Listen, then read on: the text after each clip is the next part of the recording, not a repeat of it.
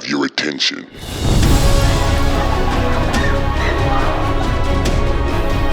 Amidst the chaos that engulfs nations, a voice, the power of prophecy, foreshadowing all the events that have shaped the course of a continent in unimaginable ways. 3rd January 2023. Another thing that I saw an eruption of what appeared to be like nationalistic movements across Europe. And people were rising up, and there were all these revolts, all these, in these streets of these great countries. I saw France, riots in France. I saw Germany, I saw these great nationalistic movements arising, and they became so popular to the extent that they shook the very leadership that was there. And now everything started flipping away from the trend that we had seen before, where people now we're talking about saying borders are on board, stuff like that, and all these riots. And the leaders that were leading them started getting way popular. And these are the leaders that will eventually actually take over. And they were fighting for their sovereign borders and, and stuff like that. And it became a great movement that swept across, and became so popular in France and in different places. Now, one of the negatives that I saw about it is because of it, it's a negative, but it's a positive on one angle. There would be fights or campaigns against immigration, because I was seeing all these things, and they would play out like on a screen. And then it became another almost, story that sprang out up, against it, because some of it actually became really violent. But I saw France, I saw Germany, I saw Poland. And actually, so much so that now the EU, the European Union, started experiencing like major cracks. It became polarized, and there was a threat towards it. True to the prophetic word, 6 months later, Europe was rocked by anti-immigration sentiments following violent riots in France and other European countries. France has fallen. Protests sweep across the nation after a teenage boy was shot dead by police. The killing sparking outrage across the country. Je voudrais vous poser la question que se posent tous les Français. Qu'avez-vous fait de la France? Il faut d'abord et avant tout stopper l'immigration anarchique. So France is burning, but where did the spark come from?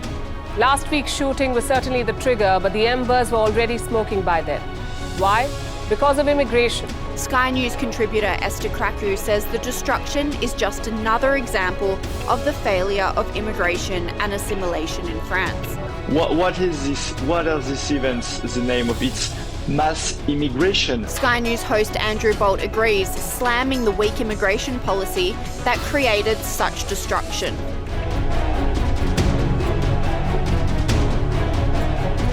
The influx of migrants arriving in Europe is once again blowing into a full-blown crisis, with most of the European nations taking an anti-immigration stance. This includes France and the UK. That just shows you how the European system is broken. So it's not just France that needs urgently to do something about it, it's Europe. So in a wider context, the EU must get hold of the migration crisis. And until the EU faces up to this fact, then we're going to see more and more of these sort of scenes across Europe, not just in France. The prophecy mentions the sudden popularity of nationalistic movements across Europe. I saw these great nationalistic movements arising, and they became so popular to the extent that they shook the very leadership that was there. Europe is witnessing a major shift. The victory of far-right parties is becoming the new normal there. The latest addition to that list being Greece. Countries like Austria with its far-right Freedom Party, Spain with its conservative Vox party becoming a strong contender. Also Germany, where the right-wing Alternative for Germany party is gaining popularity. Little by little, a shift is taking place which is causing concern among many mainstream politicians and observers. In a number of countries, far-right parties are going from being at the margins of the political spectrum to getting government roles by the side of established centre-right parties. As we speak, such parties are participating or leading governments in Italy, Sweden and Finland. While in Spain, the Conservatives People Party struck a series of coalition deals at regional and local level with the radical right Vox Party ahead of next month's general election. And now, everything started flipping away from the trend that we had seen before. Immigration has emerged as a polarizing issue in Europe, and the latest country to stand divided is the Netherlands. The government has collapsed and the Prime Minister has decided to quit politics once and for all. Mark Rutte is the longest-serving Dutch Premier after 13 years in power, and the 56-year-old have decided to hang up the boots. Scandals have come and gone, but Rutte has found his footing. The exhausting discussions around immigration got the best of him. Well, it's turmoil in the Netherlands right now, with Dutch Prime Minister Mark Rutte resigning after his government collapsed in a row over immigration. The Dutch Prime Minister, Mark Rutte, handed his resignation to the King on Saturday after his coalition government collapsed over migration policy disputes. We begin in Finland, where Prime Minister Sanna Marin has conceded defeat in the parliamentary election. The right-wing opposition National Coalition Party won with 20.7% of the vote. So much so that now the EU, the European Union, started experiencing like major cracks. It became polarized and was a threat towards it. In a startling fulfillment of prophecy, the polarizing debate on management of immigration exacerbated cracks and intensified tensions between member states of the European Union.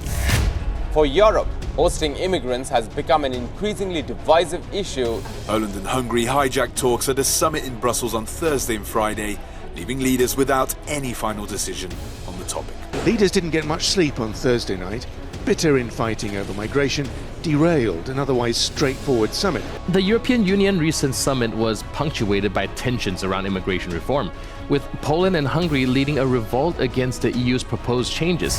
And they were fighting for their sovereign borders and Today, Poland increases police presence on their border with Belarus. Now, it should be noted that this move also comes following years of Minsk allegedly creating a migrant crisis by flying people over from the Middle East and Africa to the border with Poland and attempting to push them into Poland. Wir sind das Gegenteil von gefährlich und wir spalten auch die Gesellschaft nicht. Wir wollen Deutschland erhalten, das ist unser Auftrag. This small village in England is divided as dozens of asylum seekers have been moved into a local hotel. It's turning us into racist people, which I don't want to be racist, but it's making me dislike these people. This is literally the fault line that is dividing communities in Britain at the moment around the accommodation of asylum seekers. We walk confident with the presence of Prophet Elvis Mbonye, guaranteed through abounding national and international prophetic fulfillments that span the spectrum of all that pertains to life. We accord double honor to God's approved mouthpiece in our generation, the prophet to the nations, Prophet Elvis Mbonye.